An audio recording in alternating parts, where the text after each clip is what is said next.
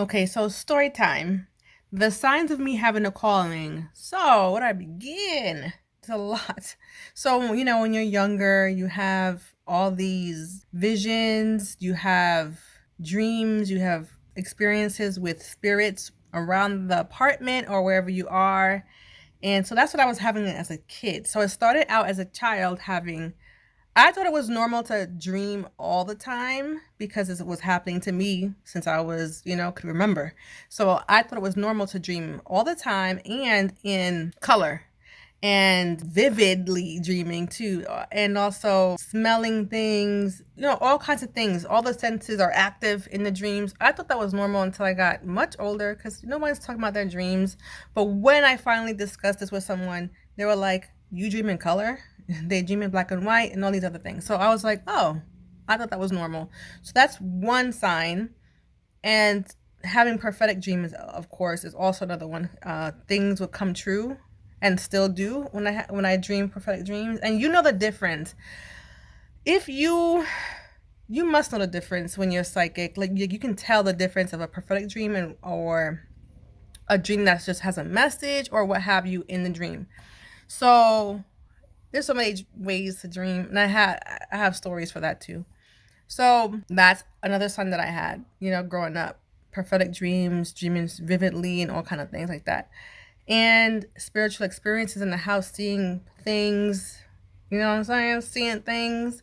And also, when you have that sleep paralysis, it could be either good or bad. Some of it is also, when you have sleep paralysis, is also you leaving your body like we all do when we sleep in. We leave our body, we explore, and we come right back in. And you coming back in, you can feel yourself. So it kind of gets a little bit scary there because your body is not ready for that. Like you have that chemical that has you staying still. So you're trying to come back in and it's hard. I have a story time on not being able to come back in and getting really scared in that state. But I made it back in. But anyway, so let me know if you like these story times, by the way, and if you want me to tell them in a different format or what have you, because I feel like sometimes I have so many things I want to say and they're not coming out the way I would like for it to come out. If you have any suggestions, let me know. But those are the signs that I had growing up. And of course, how you're treated, right? Like, we know that you're growing up, you can be treated differently. Like, people are looking at you like you're different, you're strange, even if you're not doing anything at all. You're just being accused of doing certain things or looking a certain way or whatever you went through. Okay, just being treated unfairly growing up, right? With teachers. And I was so quiet that some teachers praised that quality within me, but others were like, "Oh, she's weird, da, da, da," and it would just kind of bully you because of how quiet I was. Uh, just being treated differently. You're growing up and you're having kind of a rough life in certain areas of your life. Those types of things, compiled with other things, of course, are signs of a calling. It's not just those by itself, or you know what I mean, because that could happen to anybody, right? People looking at you in a certain way, treating you differently. You don't feel like you belong. You know what I mean? You actually do feel different. They know what you are. They know you are different, but they just can't figure out why. Okay, and it's because you have a calling. It's like they say, they know who you are before you do. Another one for me was, even though I was saying people were, look at me like I'm different, I still would be with popular kids would still be around me, which I didn't get that. Growing up, I didn't get it. I was like, well, if I'm being seen this way, why are these people with me? Or one other thing was, I would stick up for the people who couldn't do it. They seem weak. They wouldn't fight back. They look too scared. I would definitely be that one, but like, leave them alone. Leave them alone. The problem with people is they think because you're quiet, you're a scaredy cat. You're weak. And it's just like, I'm just quiet, boo. That don't mean all them things. I'm just quiet. I will fight you back, and I did. Now I'm older. I'm not gonna draw for the fists. But I had to, though, because they was trying to fight me. I was defending myself, by the way. I wasn't starting anything. But Now I'm more calm with that. I'm gonna have a conversation with you, or I'm just gonna walk away, depending on the situation. Just I don't want to deal with that.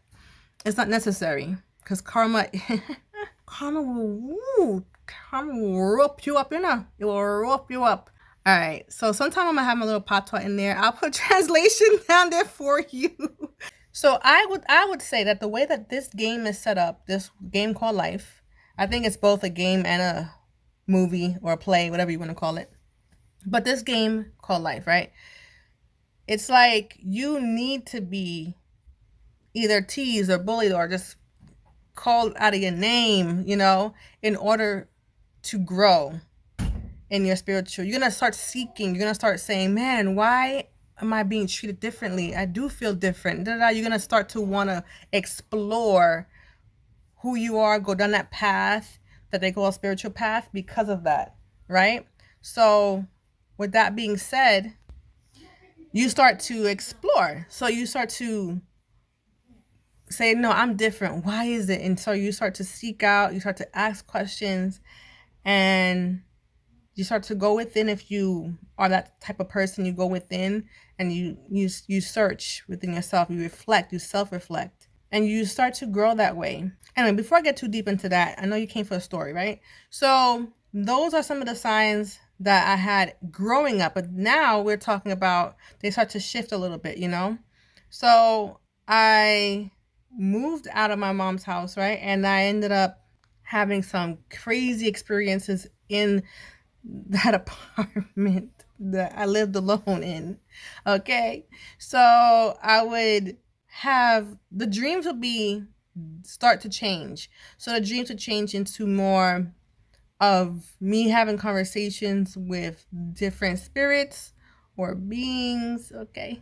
So I'm more, like I told you, I have all the clairs. Like we all have clairs, but one might be stronger than the other. My clair audience is very strong and sentient. So my clair audience is very strong. So I would hear, so I could hear when I'm awake. I can hear in between sleep, and then they will come and visit me and talk to me in my dreams. And like I said, if you know, this is not, oh, you can't tell me that's real to dream. Now you know the real things in the dream, the real stuff in the dream. So, I'll be told certain messages within the dream. I can write down a few and tell you in another video, but I'm not going to do that in this one. I'll tell you the messages of later on for the calling. So, all right. So I would be told certain messages within the dream. And I'm like, that was new. I'm having conversations now. I'm being shown certain things. I'm having more and more prophetic dreams. When I say prophetic, I'm talking about all kinds of things like death, who's going to die next, and, all these types of things, what's coming in the world, and then it comes, So, and then it happens. Like, I had my video up on YouTube when the weather was changing. I was trying to tell people I had a dream about it. Just prepare because there's going to be a lot of hurricanes and this and that. And then it happened. So those types of things too is what I'm talking about. So anyway, knowing who's going to die and when, I don't know, maybe everybody's different. But for me, that's actually quite helpful because I'm prepared. It won't come to too much as a surprise to me. And knowing what I know now about death as opposed to many years ago where I would probably bawl my eyes out and be distraught over it. Now I can handle it better with these abilities because I know that we don't really die because I get visited by the spirits later on and they talk to me. And so it makes it easier for me personally, for me. The dream would switch to, and remember, of course, as a psychic, you're going to have people trying to test you or beings or spirits trying to test you. Okay? They're going to try you, but you have to be strong. You have to tell them to go away. And it doesn't happen it doesn't happen often anymore as it did when I was in a religion. I'm not going to mention it because I don't want people in my comment section. I can't. So everybody has their own path and what they want to do, and if it's working for them, why even hate? So it was happening during when I was in that particular religion, often attacks, and the excuse would be It's because you're serving why that would happen, and the devil is gonna try you, blah blah blah blah. But when I got out of that, that it didn't happen anymore. I'm at peace. I swear, I am at peace. I'm at peace. So once in a blue moon, it would come up, maybe because I'm in a low vibration at that moment, but it does not happen often as it did before. Move on from that now. So the prophetic dreams now. I know I could talk, man. I would hear the drums in the dream. I would see certain clothing in the dream, certain objects in the dream that I would be holding.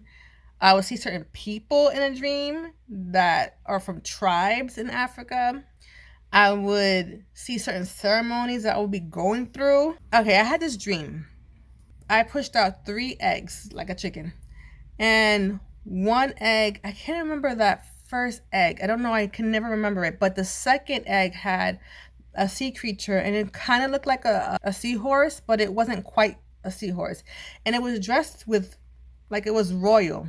Okay, it had a crown, it had its little thing, its little staff, and all kind of things. It was royal. It was tiny. And then the last one was a snake. When I tell you the snake was pretty with all kind of colors and the way it shined, I was still scared because it's a snake. And I ran, and then she stopped me. It was a woman because of her voice. She was like, "Don't be afraid. I am your ancestor." Okay. So yeah, she said that. And I was like, what? Because like I said, you know when certain things are really happening, you're getting a message and you're experiencing it. That's what happened. I was in shock when that she spoke to me.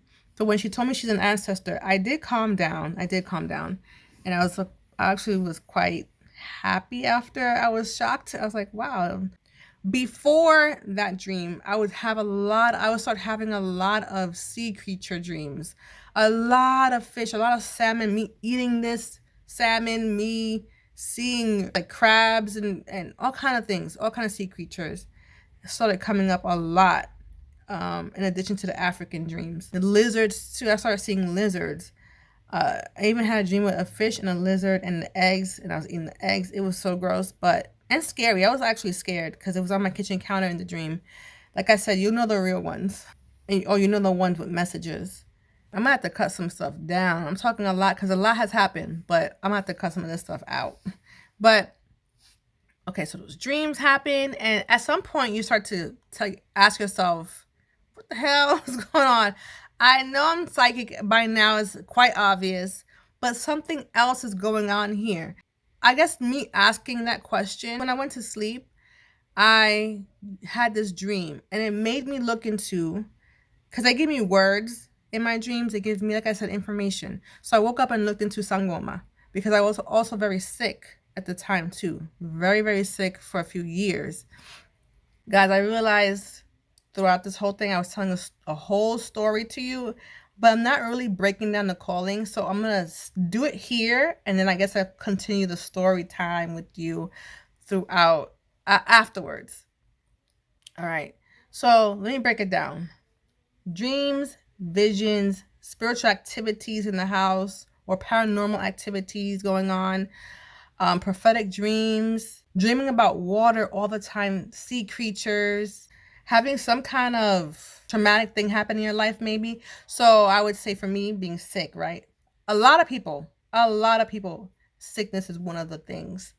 But others, it could be other traumatic things that had happened to them in their lives that they need to move on from. So it's like a challenge to move on from certain things, right? A lot of people, when they're sick, they do get better when they do the ritual to see what they're calling, where you're going to be led down. Anyway, I'm listing the stuff first. I'm not going to do that. I always start to tell a story within the story. All right, so there's that.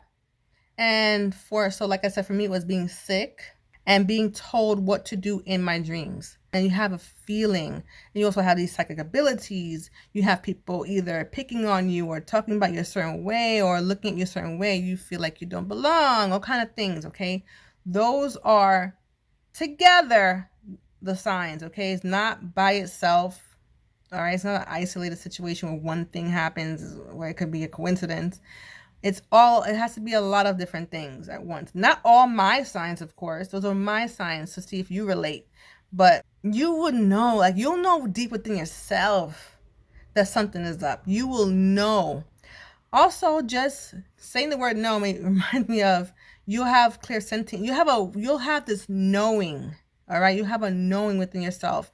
You'll even have these theories of life and how it is, and then you'll meet other people with these same theories, or like online, you'll see that these theories exist, and it starts to have evidence to help you with your theory, like different things, so many different things that you can't just go based off of my list. It's just that you'll see some relevant for your life within my story. So I like to tell it because I needed people to tell me.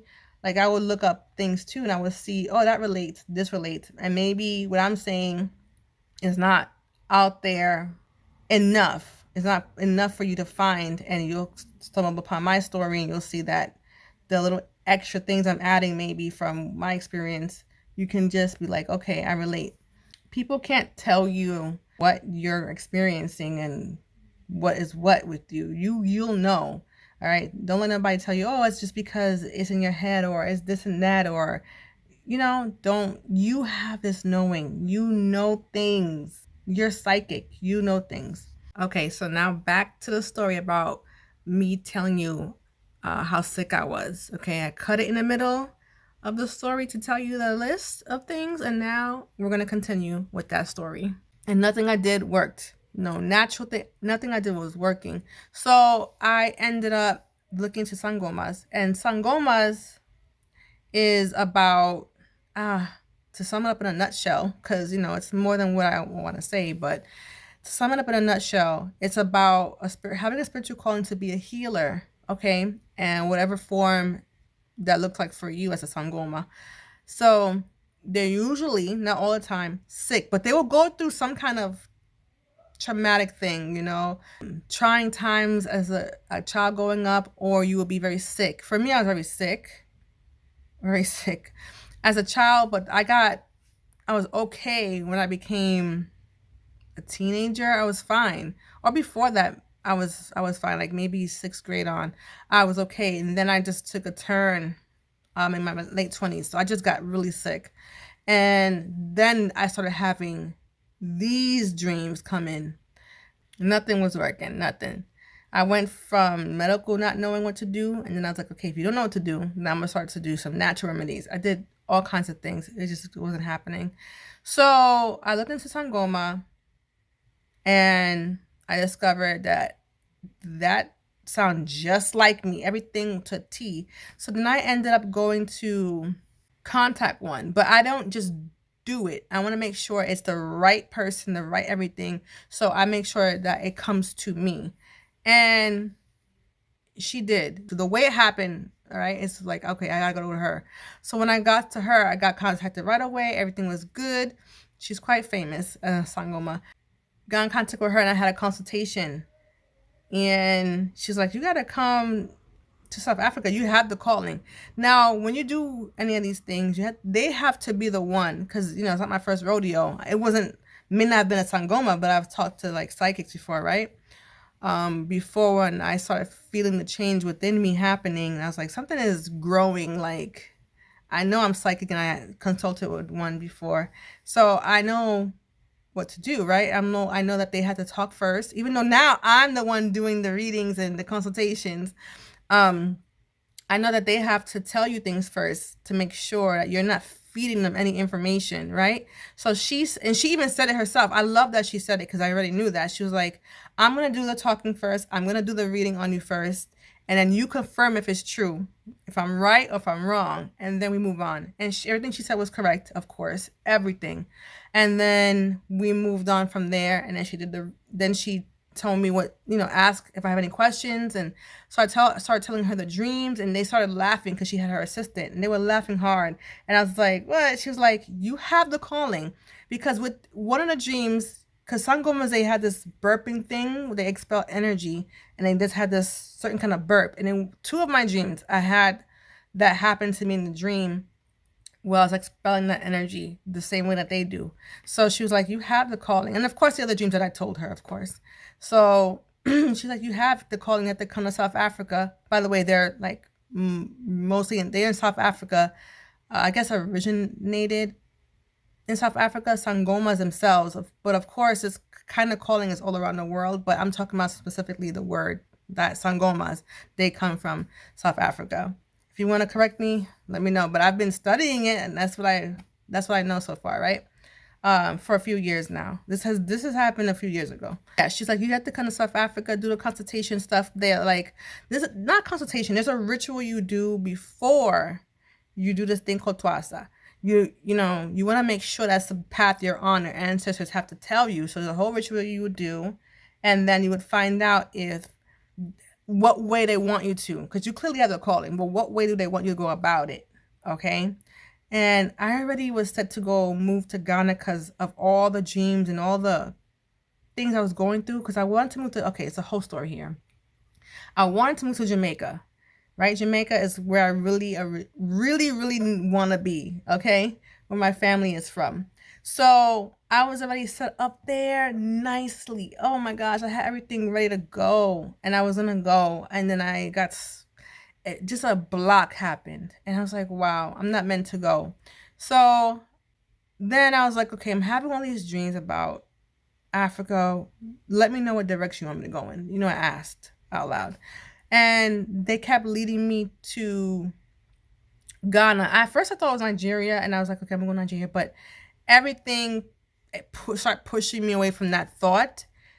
And it went straight to Ghana. I was like, okay, so that's the path I'm going. So I went to Ghana for 1 year.